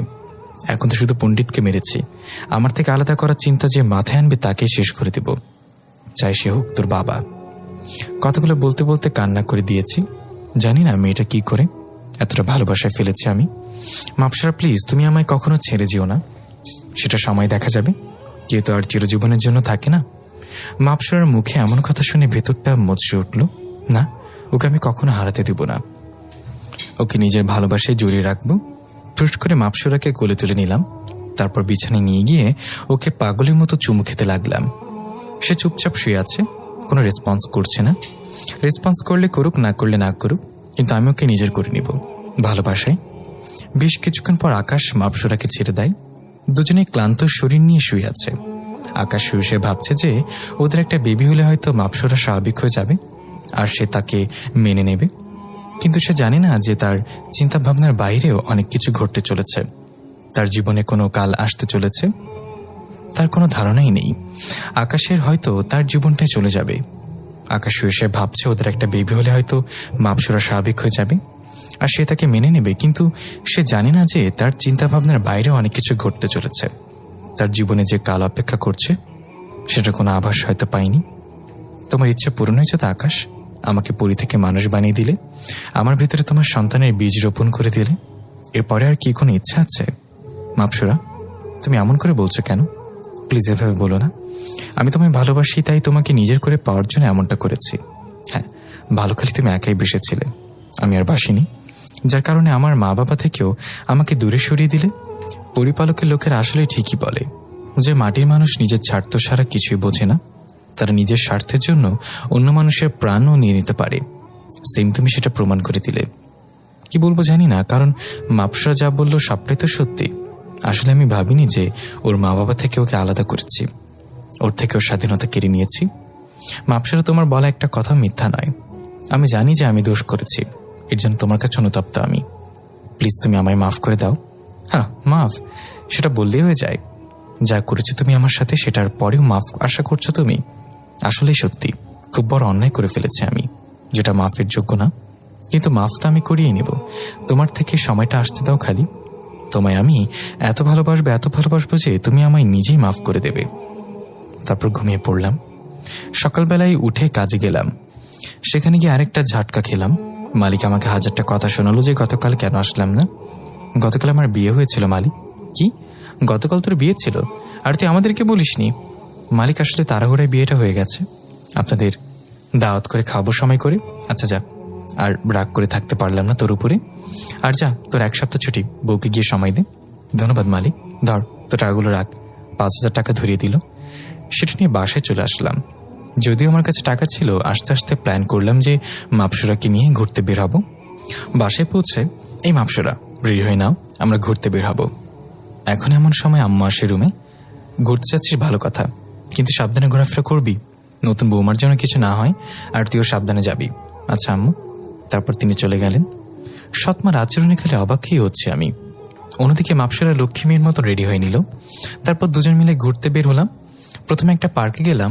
ওকে নিয়ে পার্কে ঘুরছি, কিন্তু ওর কোনো রিয়াকশনই দেখতে পেলাম না। ঘুরতে আসলে যে মানুষের মনে কিছুটা প্রভাব পড়ে, তেমন কিছুই দেখলাম না। রোবটের মতো হেঁটে চলেছে আমার সাথে। আশেপাশের মানুষজন ড্যাব ড্যাব করে চলে তাকিয়ে আছে মাপসুরার দিকে। সে লেভেলে রাগ হচ্ছে এটা দেখে। আরে ভাই, তোরা তো নিজের পার্টনার নিয়ে এসেছিস, তারপরেও কেন আমার বউকে খুঁটে খুঁটে দেখতে হবে? দেখ, আর থাকবই না এখানে। মাপসুরাকে নিয়ে অন্য জায়গায় চলে গেলাম। সারাদিন দুজন মিলে খুব ঘোরাঘুরি করেছি। তারপর সন্ধ্যায় বাসে এসেছি। এসব কি হবে ভেবেছ? আমি গলে যাব? না, কখনই না। আমার খুব ইচ্ছে ছিল আমার বউকে নিয়ে আমি এভাবে ঘুরবো, মনের আশা পূরণ করব। এখানেও নিজের স্বার্থের কথা ভাবলে? মাপসরা, তুমি আমায় ভুল বুঝেছ। থাক, বাদ দাও। আর এসব কথা যদি আমার জন্য থাকে তাহলে বলবো বাদ দাও, কারণ আমার মনে যে আঘাত করেছ সেটা তুমি কোনোদিনও যাবে না। মাপসরার কথা শুনে চোখের কোণে পানি চলে আসলো, কিন্তু সেটা তাকে বুঝতে দিলাম না। রুম থেকে বের হয়ে আসলাম। এভাবেই দিন কাটতে লাগলো। 6 মাস পার হতে চলল। এই 6 মাসে মাপসরাকে আমি আমার প্রতি দুর্বলও করতে পারিনি, বরং সে আরো স্ট্রং হয়ে গিয়েছে। আমার সাথে কথা বলা একদম অফ করে দিয়েছে। এদিকে সে মা হতে চলেছে, এটা নিয়ে বেশ টেনশন হচ্ছে। একদিকে সে, একদিকে আমাদের বাবু, কিভাবে দুজনকে সামলাবো আমি ভেবে মাথা ফেটে যাচ্ছে। সে তো আমার সাথে কথা বলে না, নিজের শরীরেরও যত্ন নেয় না। সে যে মা হতে চলেছে তার ভেতরে কোনো অনুভূতি নেই, কিন্তু আমার তার কেয়ার করা ছাড়িনি। রোজ তাকে খাইয়ে দিই, রাত হলে বুকে নিয়ে ঘুমাই। ওয়াশরুমে গেলে একা যেতে দেই না, ওকে ওয়াশরুমে দিয়ে দরজার সামনে দাঁড়িয়ে থাকি। এসবের ভিড়ে নিজের শরীরের যত্ন নেওয়ার কথা ভুলে গিয়েছি। একদিন রাত্রিবেলায় মাপসরাকে বুকে নিয়ে ঘুমিয়ে আছি, হঠাৎ করে সে চিৎকার করে উঠে ব্যথায়। কান্না করতে করতে মেয়েটা জ্ঞান হারিয়ে ফেলে। কি করব ভেবে পাচ্ছিলাম না। ডক্টরকে এনে দেখালাম। তিনি বলল এখন একটু এরকমই হবে, তবে সে বেশি উইক, ওকে যেন ফুল বেড রেস্টে দিয়ে দিই। তাই করলাম, মাপসরাকে ফুল বেড রেস্টে দিয়ে দিলাম। ওর জ্ঞান এখনো ফিরে আসেনি। সকালবেলা ওর জ্ঞান ফিরে আসে। এদিকে সারা রাত আমি অঘুরমা, চোখ দুটো ফুলে মনে হয় এখনই বের হয়ে যাবে। ওর জ্ঞান ফিরে আসতে সে আজীব রকমের পাগলামো শুরু করে দেয়। আমি বাবা মায়ের কাছে চলে যাব, আমাকে তুই বাবা মায়ের কাছে ছেড়ে দিয়ে আয়। মাপসরা, কি বলছো তুমি আবল তাবল? হ্যাঁ, আমি ঠিকই বলছি। আমি বাবা মায়ের কাছে যাব, না হয় আমি তোর বাচ্চাকে মেরে ফেলবো। এটা শুনে তো থ হয়ে গেলাম। কি করব ভেবে পাচ্ছি না। তাও কোনো মতে ওকে শান্ত করলাম, কিন্তু সে রীতিমতো এটা নিয়ে পাগলামো করে। খাবার খেতে চায় না। ওর এক কথা, সে তার বাবা মায়ের কাছে যাবে। ও আর এখানে থাকবে না, আমার সাথে সংসার করবে না। এরকম করতে করতে সে আরো দুর্বল হয়ে পড়ে। ওকে সামলানো পসিবল হচ্ছিল না। এক পর্যায়ে না পারতে সিদ্ধান্ত নিলাম ওকে মুক্তি দিয়ে দেব। যেহেতু আমার সাথে সংসারও করতে চায় না, তাহলে আর জোর করবো না। আমাদের বাচ্চার মুখের দিকে তাকিয়ে সারা জীবন পার করে দিব। তোমায় মুক্তি দিয়ে দিব, তবে একটা শর্তে। কি শর্ত? আমাদের বাবু তুমি নষ্ট করতে পারবে না। সে হওয়ার পর তুমি তাকে আমার কাছে দিয়ে যাবে। আচ্ছা ঠিক আছে। আর আমার এই সন্তান আমি চাই না। ওকে রেখে আমি কি করব? সে হলে তোমার কাছে পৌঁছে দেব আমি। ওকে, তাহলে একটা দিন সময় দাও আমায়, তোমাকে তোমার বাবা মার কাছে ফিরিয়ে দিয়ে আমি। এটা বলে সকালবেলা ঘর থেকে বের হয়ে আসলাম। সারাদিন আর ঘরে গেলাম না। সারাদিন নদীর পাড়ে বসে বসে চোখের পানি ঝরিয়েছি। আমি ভাবতেই পারছি না যে আজকের পর মাপসরা আর আমার কাছে থাকবে না। রাত 11টায় বাসায় ফিরলাম। কারোর সাথে কোনো কথা বললাম না। মা জিজ্ঞাসা করছে কি হয়েছে আমার। আমি কিছুই বলিনি, চুপচাপ রুমে চলে এলাম। এসে দেখি মাপসরা আমার দিকে চেয়ে আছে। হয়তো কিছু একটা বলতে চাই, কিন্তু সেটার সুযোগ দিলাম না আমি। কাপড় চেঞ্জ করে বাইরে বের হয়ে আসলাম। কবিরাজ আমায় বলেছিল আমি যদি ওর চুলগুলো ওকে ফিরিয়ে দিই তাহলে সে আমায় আবার নিজের ক্ষমতা ফিরে পাবে। তাই করলাম। যেখানে ওর চুলগুলো পুঁতেছিলাম সেখান থেকে চুলগুলো তুলে আনলাম। রাত 1টা বাজে। মাপসরা এখনো ঘুমায়নি। মাপসরা, তোমায় একটা কথা বলি। বলো, কিন্তু আগে এটা বলো যে আমায় মুক্তি দেবে কখন। সেটা নিয়ে তোমার চিন্তা করতে হবে না, সেটা তুমি পেয়ে যাবে। কথা যখন দিয়েছি সেটা নড়চড় হবে না। হ্যাঁ, তাহলে বলো। বিশ্বাস করো, তোমায় খুব ভালোবাসি। জানি না তোমায় ছাড়া কি করে থাকবো আমি। তোমায় নিজের 1000টা স্বপ্ন নিয়ে দেখেছি, যা আমার আজ রাতে কবর দিয়ে দিতে হবে। কিন্তু তাতেও আফসোস নেই। তুমি ভালো থাকো আর নিজের খেয়াল রাখো। আর আমাদের বাবুটা হলে তুমি তাকে আমার কাছে দিয়ে যেও। কথাগুলো বলতে বলতে কান্না করে দিলাম। প্লিজ কান্না করো না। আর কথা দিলাম যে বাবু হলে তোমাকে দিয়ে যাব। পকেট থেকে চুলগুলো বের করে মাপসরা হাতে ধরিয়ে দিলাম আর নজর ঘুরে ফেললাম। সাথে সাথে তুফান শুরু হয়ে গেল। সমস্ত ঘরে জিনিসপত্র নড়াচড়া করছে। মনে হচ্ছে যেন কালবৈশাখী আমার ঘরেই শুরু হয়ে যাবে। আমার দিকে তাকাও আকাশ। না, তোমার দিকে আর ফিরবো না। তাহলে নিজেকে কন্ট্রোল করতে পারবো না। তুমি চলে যাও। ওকে, চলে যাচ্ছি। তবে একটা কথা বলে যাই যাওয়ার আগে, তুমি মানুষটা দুনিয়ার মধ্যে আমার দেখা শ্রেষ্ঠ মানুষ। তোমার মতো ভালো মানুষ হয় না। যেভাবে আমার যত্ন করেছ তুমি, আমি সেগুলো কোনোদিনও ভুলবো না। আমার যত্ন করতে গিয়ে নিজের শরীরের কি হাল করেছ তুমি, সেটা আমি দেখেছি। এখন থেকে নিজের শরীরেরও যত্ন নিও। আর খুব মনে পড়বে তোমার কথা। আমি আসি। এটা বলেই মাপসরা চলে গেল। মাপসরা আমায় ছেড়ে চিরতরে চলে গেছে। এটা ভাবতেই শরীরে খিঁচুনি দিয়ে উঠল। সাথে সাথে ফ্লোরে পড়ে গেলাম। ভেতরটা ফেটে যাচ্ছে কষ্টে। আর সহ্য করে না পেরে চিৎকার করে কান্না করতে লাগলাম। চিৎকার শুনে পাশের রুম থেকে সৎমা দৌড়ে এলো। এসে আমাকে ফ্লোর থেকে উপরে পড়ে আছি দেখল, আর আমার মুখ থেকে অনবরত রক্ত বের হচ্ছে। মাপসুরা আমায় চিরতরে ছেড়ে চলে গেছে এটা ভাবতে এই শরীরে খিচনি দিয়ে উঠল। সাথে সাথে ফ্লোরে পড়ে গেলাম, ভেতরটা ফেটে যাচ্ছে। আমার এই অবস্থা দেখে সৎমা বিকট আওয়াজে চিৎকার করে উঠে বলল, আকাশ বাবা, তো কি হচ্ছে? কি বলবো, বলার মতো কোনো শক্তি নেই।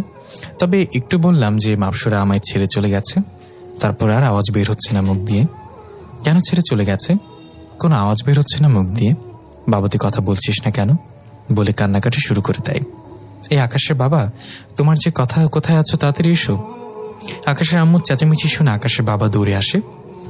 এসে দেখে আকাশ ফ্লোরের উপরে পড়ে আছে। আকাশের অবস্থা দেখে তিনিও ঘাবড়ে যান। কি হয়েছে ওর? জানি না কি হয়েছে আমার ছেলের। তুমি তাড়াতাড়ি ওকে হসপিটালে নিয়ে যাও, ওর যেন কিছু না হয়। ওর কিছু হলে আমি মরে যাব। আকাশের বাবা আকাশকে কোলে তুলে নেয়, তারপর হসপিটালের জন্য রওনা হয়। চোখটা বন্ধ হয়ে যাবে অবস্থা, তাকিয়ে থাকার মতন শক্তি নাই। তবে একটা জিনিস দেখে অবাক হলাম যে সৎমা আমাকে দেখতে পারতো না, সে আজ বলছে আমার কিছু হলে সে মরে যাবে। আমাকে দিয়ে তার চাহিদা পূরণ হয়, সেজন্যই হয়তো এমন বলছে। নাকি সত্যি আমাকে সন্তানের মতো ভালোবাসে, জ্ঞান হারিয়ে ফেললাম আর কিছু মনে নেই। 2 দিন পর জ্ঞান ফিরে আসে। চোখ মেলে তাকাতে দেখি পাশে আম্মা আব্বু বসে আছে। আমার জ্ঞান ফিরেছে দেখতে পেয়ে সৎমা আমার কপালে পাগলের মতো চুমু খেতে আরম্ভ করলো। বাবা তুই ঠিক আছিস তো? হ্যাঁ মা। বাবা তুই এমনটা কেন করলি?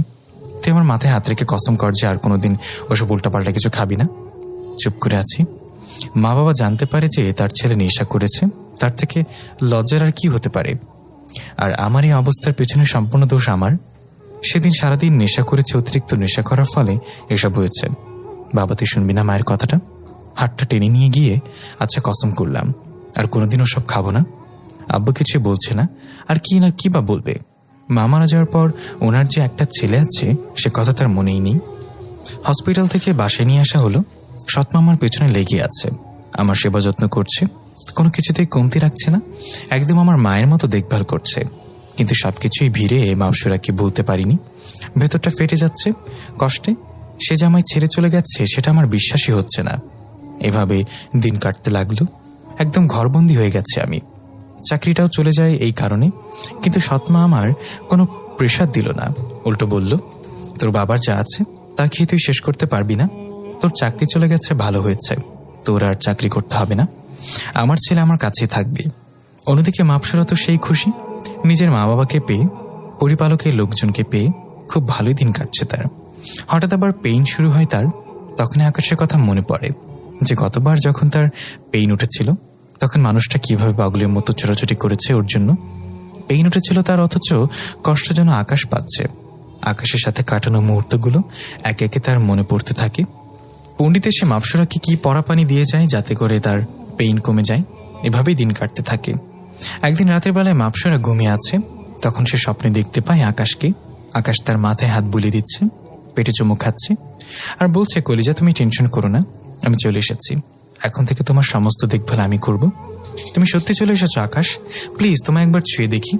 আকাশ আর কোনো কথা বলছে না, চোখ মুখ কালো করে নিচের দিকে তাকিয়ে আছে। মাপসুরা আকাশকে ছুতে যাবে তখন সে হাওয়ায় মিশে যায়। এই তুমি কোথায় চলে গেলে আমাকে রেখে?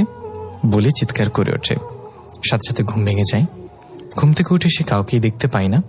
তখনই মনে পড়ে তার যে সে পরিপালকে আছে আর আকাশকে পৃথিবীতে রেখে চলে এসেছে। নিজের অজান্তেই সে কান্না করে দেয়। আকাশের জন্য খুব খারাপ লাগছে। তার মনে হচ্ছে সে যেন নিঃশ্বাস ভারী হয়ে আসছে তার। না, কাল সকালে আমি পৃথিবীতে যাব, গিয়ে আকাশকে দেখে আসব। সকালবেলায় মাপসুরা তার মা বাবাকে বলে যে সে পৃথিবীতে যাবে, কিন্তু তার বাবা মা তাকে যেতে দেয় না, কারণ তার শরীরের অবস্থা ভালো না আর এটা পরিপালকের নিয়ম বাইরে। কিন্তু মাপসুরার যেদের কাছে হেরে যায় তিনারা। আচ্ছা ঠিক আছে, কাল তাহলে তুমি পৃথিবীতে যেও, তবে আমিও যাব তোমার সাথে। আচ্ছা বাবা। সকালবেলা মাপসুরার তার বাবা পৃথিবীতে আসে। এসে সোজা আকাশের বাসায় যায়। আকাশ রুমের মধ্যে মরার মতন পড়ে আছে আর একদম শুকিয়ে কাঠ হয়ে গেছে। আকাশের এই দুরবস্থা দেখে মাপসুরা ফুপিয়ে কান্না করে দেয়। এ আকাশ চোখ খোলো, আমি চলে এসেছি। মিটমিট করে চোখ খুলে তাকিয়ে দেখি মাপসুরাকে। খুশিতে মনটা নাচানাচি শুরু করে দিয়েছে।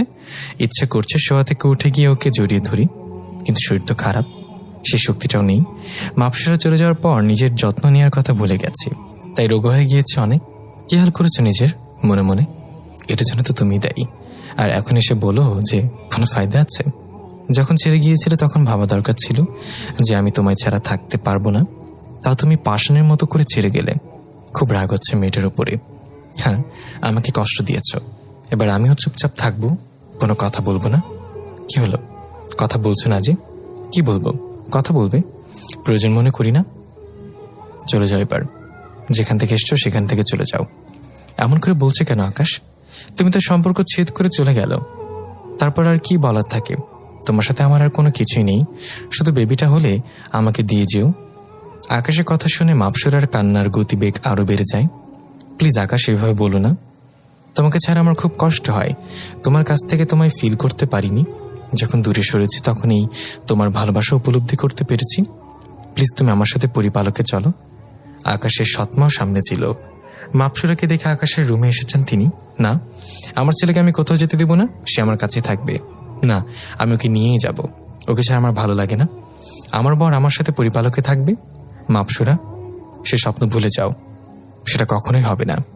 না হবে বাবা, আমি আকাশকে পরিপালকে নিয়ে যাব আমাদের সাথে। এই মেয়ে, একবার বলেছি না যে আমি আমার ছেলেকে কোথাও যেতে দেব না? আরে মাপসুরা, কি পাগলামো করছিস? সে যেতে চায় না, তাও তুই জোর করছিস কেন? বাবা, আমি এত কিছু বুঝি না। আমি এটুকু জানি আমি আকাশকে এখান থেকে নিয়ে যাব। ওকে আমি নিজের কাছে রাখবো, কারো কথা আমি শুনবো না বলে আকাশের হাত ধরে ওকে হাওয়ায় ভাসিয়ে ফেলে। তারপর ওকে নিয়ে পরিপালকে চলে যায়। ওর বাবাকে ফেলে রেখে চলে আসে সে। আকাশের মতো রেগে মেগে আগুন। আপনার মেয়ে কিন্তু কাজটা ভালো করেনি। আমার ছেলের কিছু হলে কিন্তু আমি আপনাদের কাউকে ছাড়বো না। জেদ করে আমার ছেলেকে নিয়ে গেছে তো এটার ফল ভালো হবে না। শহরের নাম করা কবিরাজের কাছে যাব আমি, আমার ছেলেকে আমি ফিরিয়ে আনবো। প্লিজ আপনি এভাবে রেগে যাবেন না। কথা দিচ্ছে আপনার ছেলের কিছুই হবে না। আপনার ছেলেকে সহি সালামতে আপনার কাছে ফিরিয়ে দিয়ে যাব। আমার মেয়েটা ওকে খুব ভালোবাসে, তাই পাগলামো করেছে। মাথা ঠিক নেই এখন ওর, কিন্তু আমি কথা দিলাম তো আপনার ছেলের গায়ে একটা নখের আঁচড়ও লাগবে না। ওকে, আমার ছেলেকে সহি সালামতে ফিরিয়ে দিয়ে যাবেন। মাপসুরার বাবা চলে আসে। এসে দেখে মাপসুরা পরিপালকের গেটের মধ্যে বসে কান্না করছে। কিরে, কি হয়েছে? কান্না করছিস কেন? পণ্ডিত আমার আকাশকে আমার থেকে জোর করে নিয়ে চলে গেছে, ওকে নাকি মেরে ফেলবে। কি? পণ্ডিত এত বড় সাহস যে আমার জামাইয়ের গায়ে হাত দিবে সে? মাপসুরার বাবা তো সেই রকমের খেপে যায়। তুই চল আমার সাথে পণ্ডিতের কাছে যাব। মাপসুরা আর তার বাবা পরিপালকে ঢুকতে দেখে সমস্ত পণ্ডিতরা আরাধনা শুরু করে দিয়েছে। আশুরায় মাঝখানে আকাশকে বেঁধে রেখেছে। আরাধনা শেষ হলে আকাশকে তারা মেরে ফেলবে, কারণ পরিপালকে মানুষ আসলেই তারা তাকে মেরে ফেলে। তার উপরে পণ্ডিতকে এসে লাথি মেরেছিল। পণ্ডিত এটা নিয়ে ওর উপর আরো রেগে আছে। মাপসুরার বাবা দৌড়ে রাজদরবারে চলে যায়, যেটা তার অবস্থান। তিনার রুমে গিয়ে তিনি ৮ রম্ব লাঠিটাও হাতে নিয়ে উঠিয়ে নেয়, আর সে পুরো পরিপালক মাটির সাথে মিশে দেবে। পণ্ডিত কোন সাহসে রাজার অনুমতি না নিয়ে আরাধনা শুরু করেছে। লাঠিটা হাতে নিয়ে জমিনের মধ্যে সজোরে একটা আঘাত করে। সাথে সাথে পরিপালকের সমস্ত বেড়িবাঁধ ভেঙে হাওয়ায় ভেসতে থাকে। কিন্তু পণ্ডিতদের কিছু হয় না, তারা জায়গায় বসে আছে। এটা থেকে তো মাপসুরা আর তার বাবার চোখ কপাল উঠে যায়, কারণ এই ৮ রম্ব দিয়ে মাটিতে আঘাত করলে পুরো পরিপালক থমকে যাবে। কেউ এই ৮ রম্বর মায়া থেকে বাঁচতে পারবে না। কিন্তু সেখানে পণ্ডিতদের কিছুই হলো না। তারা কি মায়ের শক্তি নিয়ে আরাধনা করে শুরু করেছে? মাপসুরার বাবার যেন মাথায় কিছুই কাজ করছে না। মাপসুরার তার বাবার চোখ কপাল উঠে যায়। না, এটা হতে পারে না। এই ৮ নম্বর মায়া থেকে কেউ বাঁচতে পারে না।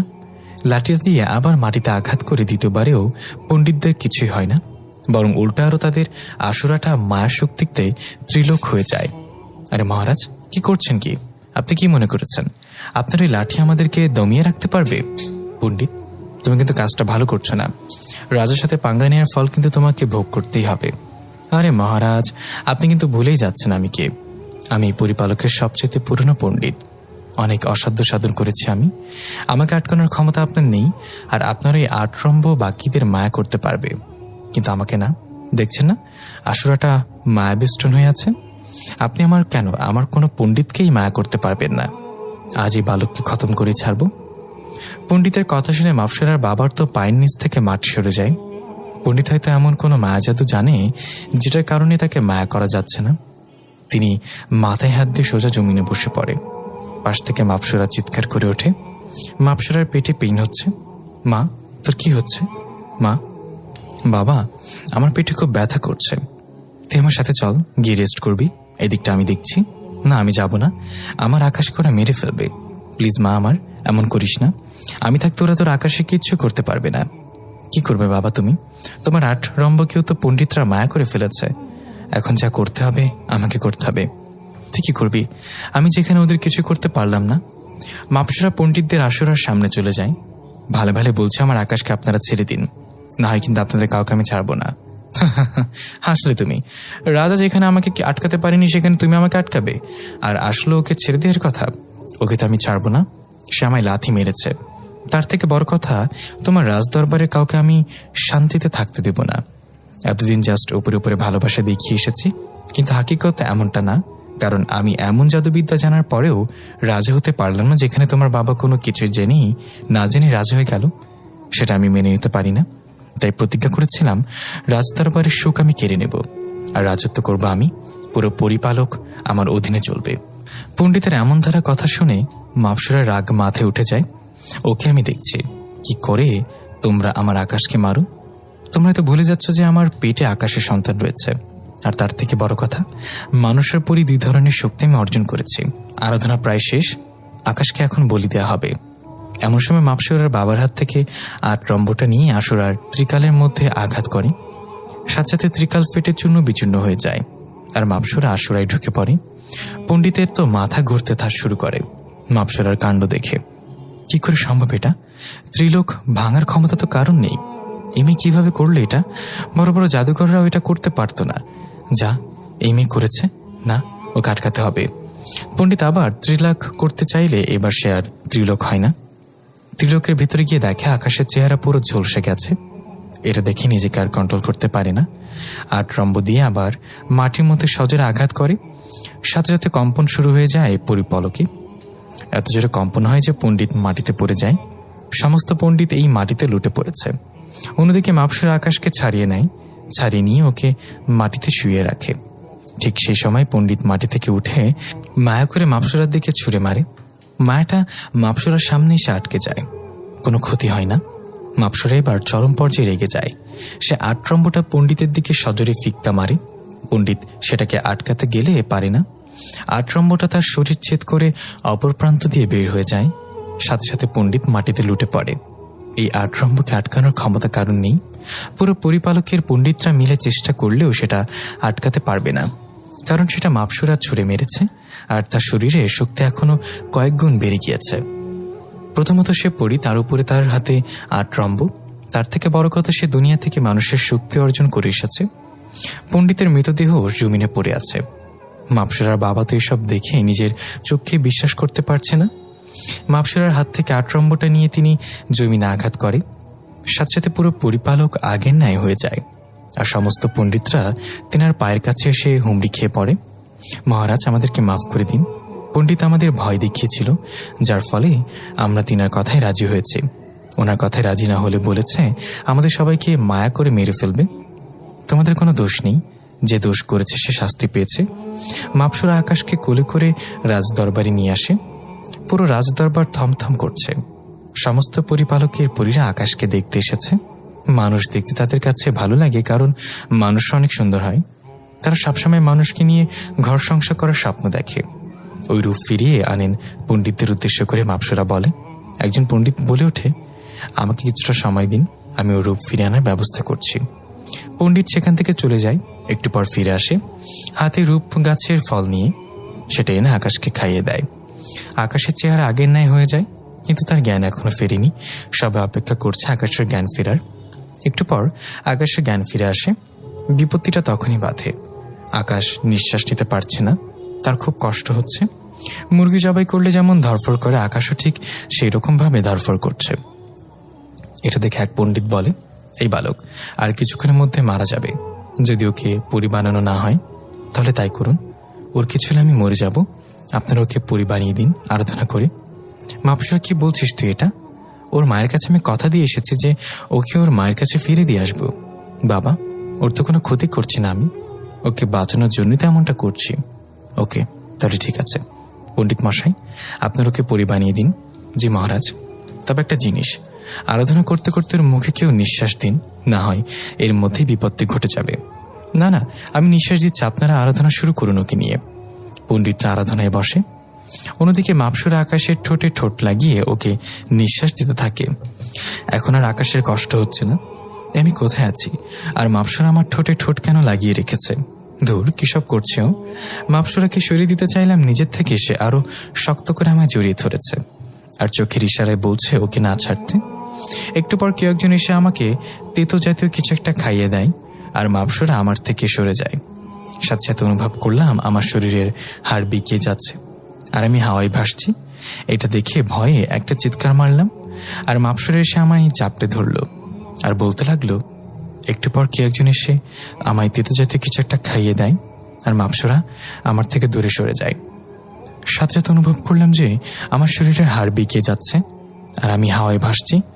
এটা দেখে ভয়ে একটা চিৎকার মারলাম আর মাপসুরা এসে আমায় চাপড়ে ধরলো আর বলতে লাগলো, খুব কষ্ট হচ্ছে আমার কলিজাটা, তাই না? হ্যাঁ, খুব কষ্ট হচ্ছে, নিঃশ্বাস নিতে পারছি না আমি। কলিজা প্লিজ আর একটু সহ্য করে নাও, তারপর সব ঠিক হয়ে যাবে। এত কষ্ট মনে হচ্ছে যেন এখনই দমটা বের হয়ে যাবে। একটু পর ধপাস করে মাটিতে পড়ে গেলাম। তারপর আর কিছু জানি না। যখন জ্ঞান ফিরে আসে তখন নিজেকে আবিষ্কার করি বিছানার উপরে শুয়ে আছি আর মাপসুরা আমার মাথাটাকে তার কোলের মধ্যে নিয়ে বসে আছে আর মাথায় হাত বুলিয়ে দিচ্ছে। আমার জ্ঞান ফিরে এসেছে সেটা দেখতে পেয়ে খুশিতে কান্না করে দিল আর আমায় পাগলের মতো চুমু খেতে আরম্ভ করলো। এখন কেমন লাগছে আমার কলিজাটার? মুখ অন্যদিকে ঘুরিয়ে ফেললাম। কি হলো, আমার বাবুটা আমার উপর রেগে আছে বুঝি? মাপসুরা, তুমি তোমার প্রতিশোধ নিয়ে নিলে, তাই তো? আমাকে মানুষ থেকে পরি বানিয়ে দিলে যাতে করে আমি আর দুনিয়াতে যেতে না পারি। সত্যি বলছি, আমি তোমার উপরে প্রতিশোধ নিইনি, তোমাকে বাঁচানোর জন্যই পরি বানিয়েছি। আর কে বলেছে তুমি পৃথিবীতে যেতে পারবে না? তুমি সব পারবে। তোমার যখন যা ইচ্ছে করবে তুমি তাই করবে। তোমার জন্য কোনো ধরা বাধা নেই। ও ভালো, তবে সেটাতে তো পরিপালকের নিয়ম ভঙ্গ করা হবে। আরে ধুর, কিসের নিয়ম? রাজের উপরে কেউ আছে নাকি? তার থেকে বড় কথা তুমি আমার হবু, যেমন তুমি হবু না রাজ দরবারের একমাত্র মেয়ের জামাই। তুমি তোমার স্বাধীন মতো চলবে।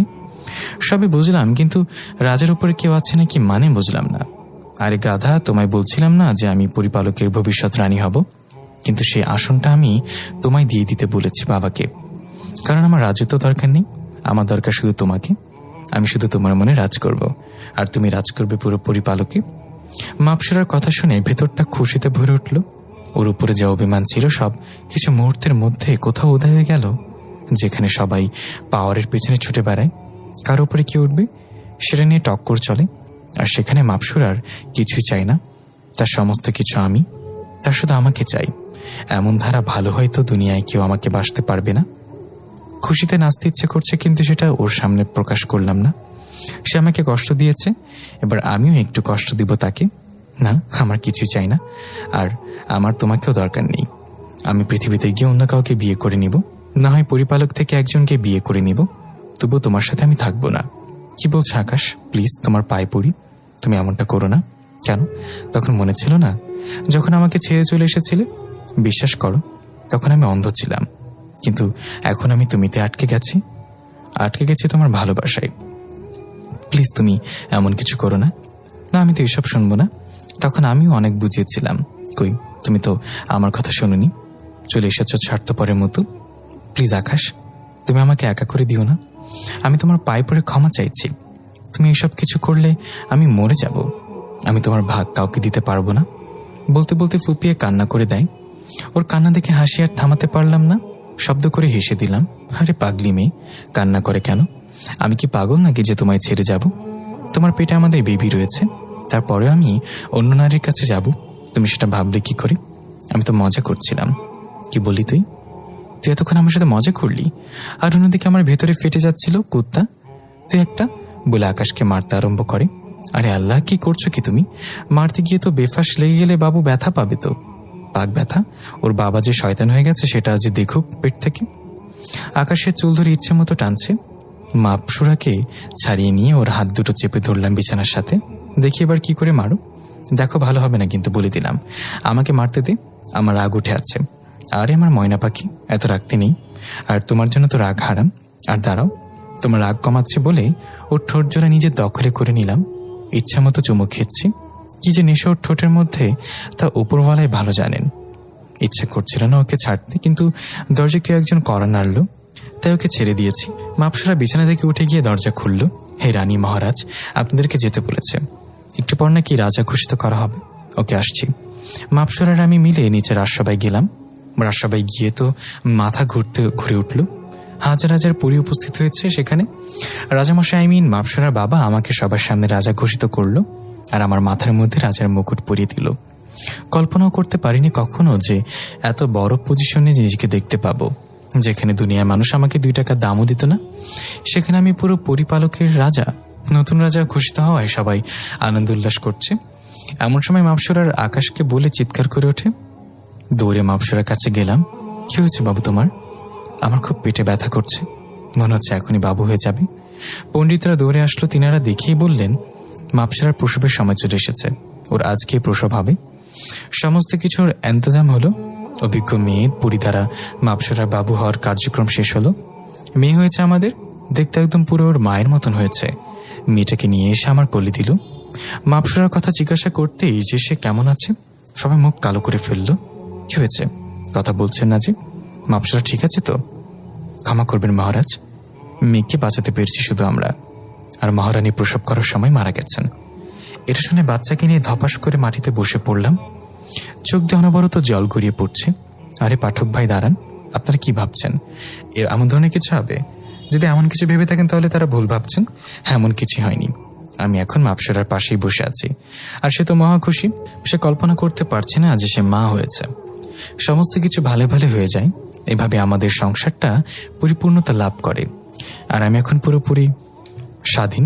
ইচ্ছে হলে পৃথিবীতে যাই, ইচ্ছে হলে পরিপালকে আসি, তবে বেশিরভাগ সময় পৃথিবীতেই থাকা হয়। 5 বছর পর রাইসামণি হাঁটতে শিখেছে। আমাদের মেয়ের নাম রাইসা। মায়ের সাথে খেলা করছে। আমি রুমে বসে আছি, আর মাপসরা পরিপালকের কাজের জন্য গিয়েছে।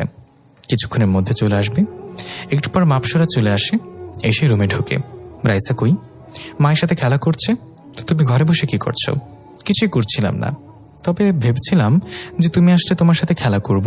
যা শয়তান, একদম উল্টাপাল্টা কথা বলবা না তুমি। কিসের উল্টাপাল্টা? হ্যাঁ বলে ওকে কাছে টেনে নিয়ে আসলাম। এত কাছে নিয়ে এসেছি যে তার নিঃশ্বাস পর্যন্ত শুনতে পাচ্ছি, আর সে কেমন যেন চুপসে আছে। প্লিজ দুষ্টামি করো না। কখন বাবু চলে আসবে? সে আসবে না, আমার সাথে মজা করে খেলা করছে, আর আমি তোমার সাথে খেলা করব। কি খেলা করবে? বাবু হয় যে সেই খেলা। আর কি কি বলছো এসব?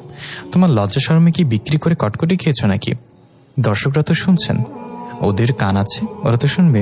আর শুনলে শুনো, ওরাও কাজে লাগাতে পারবে ট্রিক্সগুলো। তোমার আসলে লজ্জা শরম নেই? না নেই, সরো, এখন আমি আদর করব। বলে মাপসরাকে আদর করতে আরম্ভ করলাম। দর্শক ভাইরা আর কত শুনবেন? আপনাদের পক্ষ হয়ে একটু কথা বলেছি দেখে ভাবিয়েন না যে আপনাদের সামনে ইতিহাস তৈরি করব। সো উল্টো রাস্তা ধরে কেটে পড়ে। এখন পার্সোনালি কিছু হিস্ট্রি তৈরি হবে। গল্পটা কেমন হয়েছে সবাই গঠনমূলক মন্তব্য করে জানাবেন। আর আপনারা যদি চান তাহলে এই গল্পের সিজন 3 নিয়ে আসবো। সবাই ভালো থাকবেন। আল্লাহ হাফেজ। দেখা হবে পরবর্তী গল্পে।